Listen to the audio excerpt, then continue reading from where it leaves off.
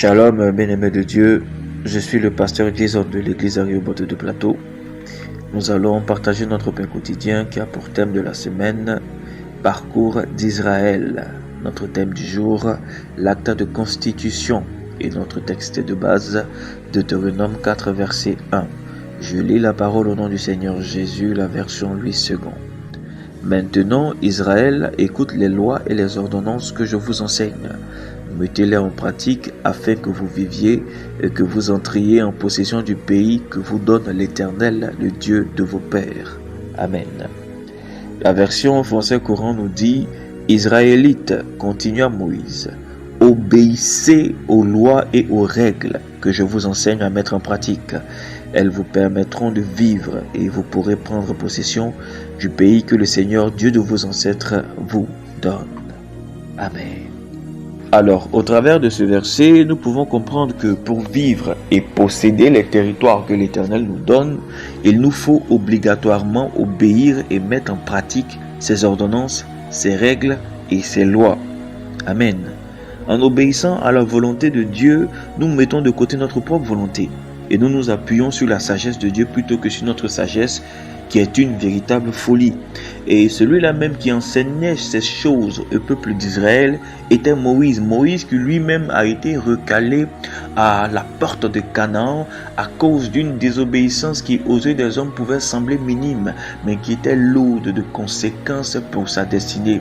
Parce qu'après tout ce périple passé dans le désert avec le peuple d'Israël, il se voit bloqué à la porte de sa promesse à cause du fait qu'il a désobéi à Dieu.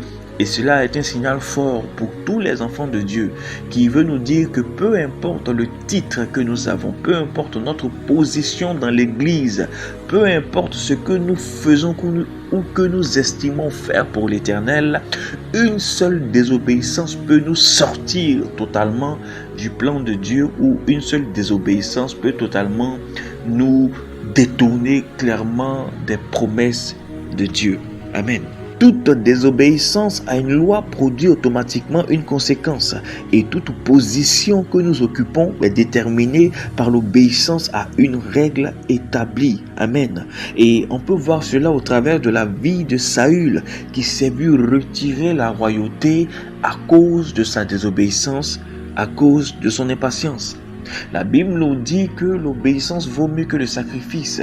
Ce qui a du prix aux yeux de l'Éternel, ce n'est même pas les promesses qu'il a pour nos vies, ce n'est même pas les sacrifices aussi grands, aussi puissants que nous faisons pour lui, mais ce qui compte aux yeux de Dieu, c'est l'obéissance, parce que l'Éternel lui-même sait qu'au travers des règles qu'il a établies dans le monde spirituel pour accéder à une de ses grâces et à ses bénédictions, il nous faut simplement obéir à ces règles. Amen. La Bible nous dit dans le livre de Proverbes 10, verset 17, la version King James en français, « Celui qui garde l'instruction est sur le chemin qui mène à la vie, mais celui qui refuse la réprimande s'égare. » Si nous voulons un jour expérimenter pleinement la vie, si nous voulons marcher pleinement dans les promesses de Dieu pour nos vies, nous devons réévaluer notre obéissance. Est-ce que nous voulons obéir de façon partielle ou est-ce que nous voulons pleinement revêtir le manteau d'obéissance afin de correspondre parfaitement à la volonté de Dieu pour nos vies? Si nous voulons avoir une vie d'obéissance, il va nous falloir développer une intimité avec la parole de Dieu au travers de la méditation. Nous ne pouvons pas dire que nous allons obéir à un Dieu sans toutefois connaître ses instructions, sans toutefois connaître ses règles qui sont établies, écrites, inscrites dans sa parole. Je veux donc inviter quelqu'un dont la Bible a commencé à prendre la poussière, inviter quelqu'un qui ne médite plus depuis longtemps, renoue avec la méditation, mon frère, ma soeur, recommence à te connecter à la parole de Dieu, à t'imprégner de cette parole afin qu'elle produise la vie en toi. Ainsi, tu auras du succès dans tes entreprises. Ainsi, tu réussiras. La vie de notre patriarche Abraham est un exemple d'obéissance. Nous avons vu combien de fois tout au long de sa vie, Abraham n'a eu de cesse d'obéir à l'Éternel.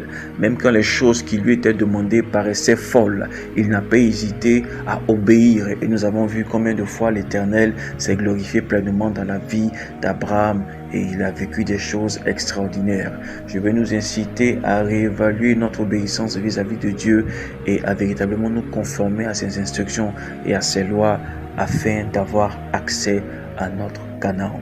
Que le Seigneur te bénisse. Shalom.